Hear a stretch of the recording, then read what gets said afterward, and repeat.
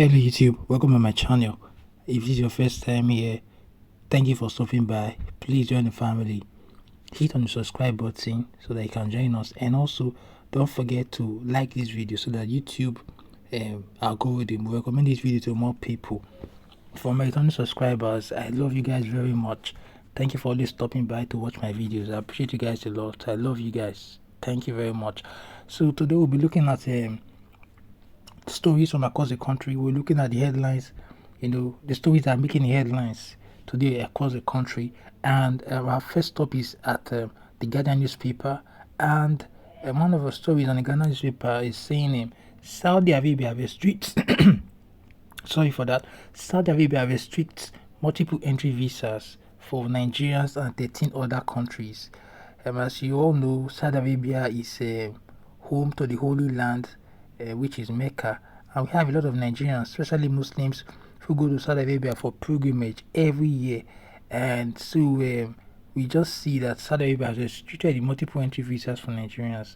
And we'll try to look at details of that story to see if there's any reason for that. So let's look at other stories making headlines today on the Guardian newspaper. Let's see what we have. We have a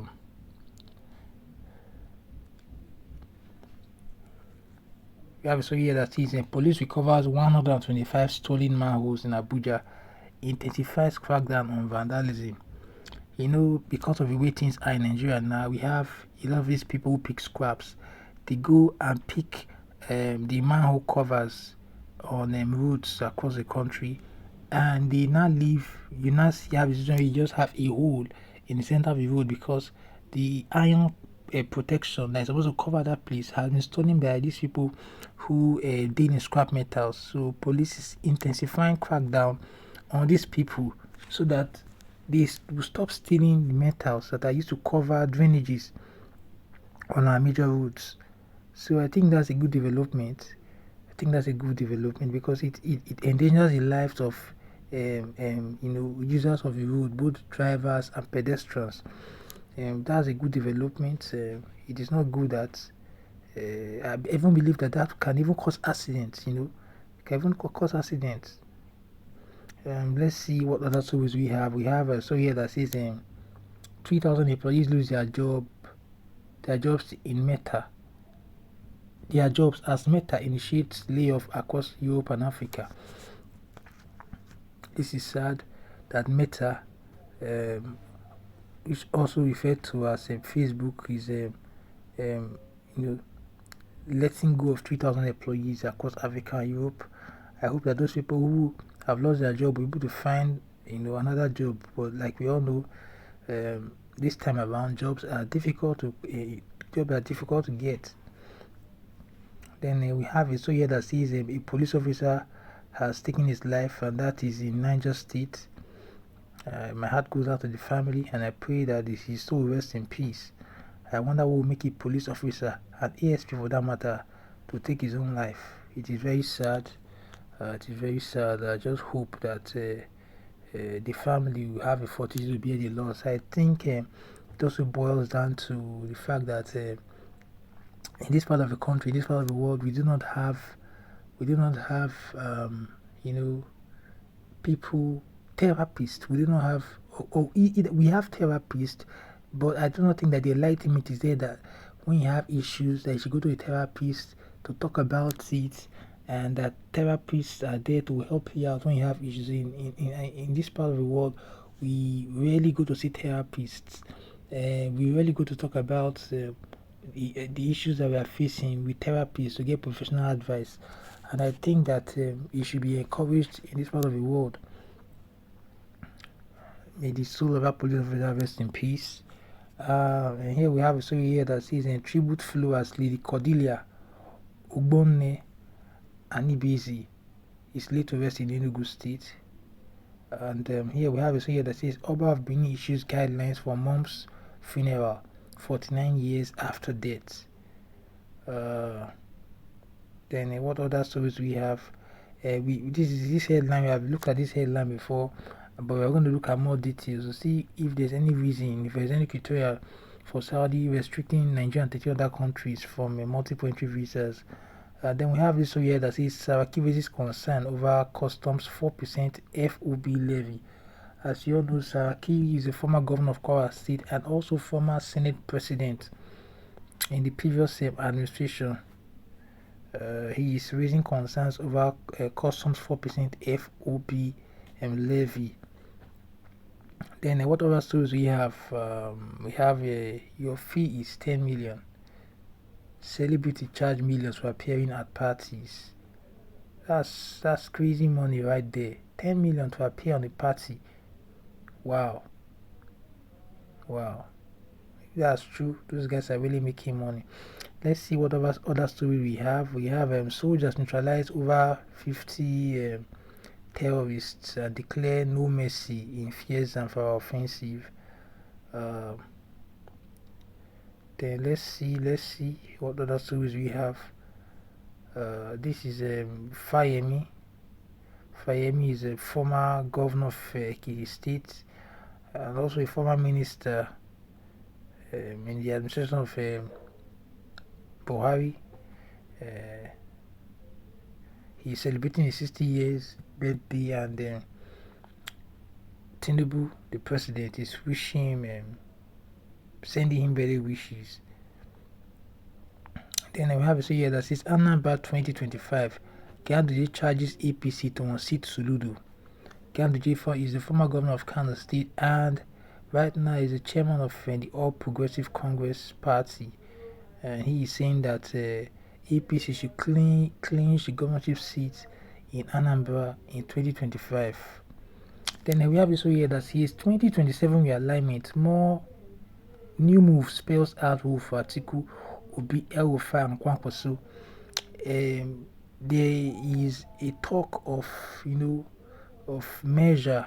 People are saying that the only way that the opposition can remove the present government of APC is to come together, and they are saying that all the political parties, all the opposition major figures should come together.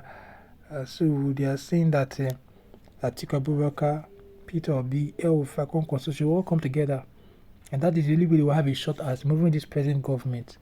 That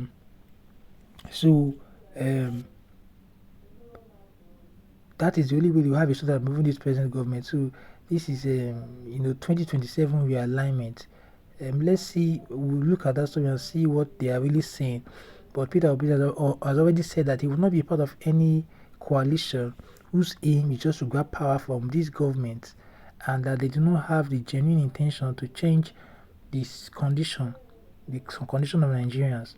He said that he will not be a part of such a coalition. So let's see what the story is saying. We have another headline that says PDP crisis. Why they want to force me out? This is coming from Anyao. Then we have a story here that says tribalism, religious bigotry are two devils haunting Nigeria. This is coming from Bode George.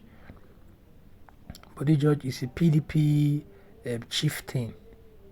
Bode George is a PDP chieftain and a critic of the present government. So let's take a look at that first story that we talked about. Yes, Saudi Arabia restricting Nigeria. Let's see why Saudi Arabia will restrict Nigeria and 13 other countries. So the story says Saudi Arabia has introduced new visa regulations that will impact travelers from 14 countries, restricting them to single entry visas valid for 30 days with no option for extension. The changes apply to tourists, business travelers, and those visiting family members, while excluding applicants for Hajj, Umrah, diplomatic or residency visas. Then the story goes on to say that the new regulations target travelers from the following countries: Algeria, Bangladesh, Egypt, Ethiopia, India, Indonesia, Iraq, Jordan, Morocco, Nigeria, Pakistan, Sudan, Tunisia, and Yemen. The Saudi authorities have cited the misuse of multiple entry visas as key reason for the policy shift, noting that some travelers use long-term visas to stay in the country legally, or participate in Hajj without proper authorization. So this is the crux of the matter. So the Saudi they are citing misuse from applicants from these countries as the reason why they are stopping multiple entry visas from citizens of these countries. They are saying that the citizens, by the time they get these multiple entry visas, they misuse it. So some of them don't go home any longer, and while some of them participate in Hajj, without authorization. So that is it. It boils down to misuse of the privilege. So that's what they say. They say that you don't know what you have until you lose it. I believe that many of these people who have misused it, who have misused this opportunity of multiple entry visas given to them by salary, and I will now be regretting because they will no longer have it anymore. They say the Saudi government regulates Hajj attendance 3/5 quota per country, and unauthorized pilgrims have contributed to overcrowding issues.